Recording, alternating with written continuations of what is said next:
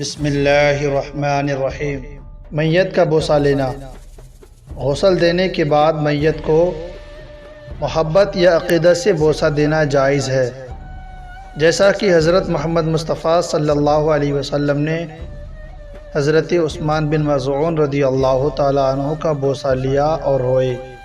اسی طرح حضرت ابو بکر صدیق رضی اللہ تعالیٰ عنہ نے نبی کریم صلی اللہ علیہ وسلم کی وفات کے بعد آپ صلی اللہ علیہ وسلم کی پیشانی کا بوسہ لیا۔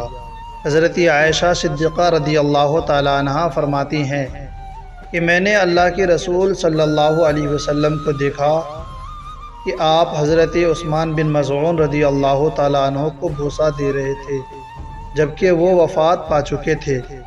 حضرت عائشہ صدیقہ رضی اللہ تعالیٰ عنہ اور حضرت ابن عباس رضی اللہ تعالیٰ عنہ سے روایت ہے کہ حضرت ابو بکر صدیق رضی اللہ تعالیٰ عنہ نے نبی کریم صلی اللہ علیہ وسلم کی وفات کے بعد آپ کو بوسہ دیا تھا۔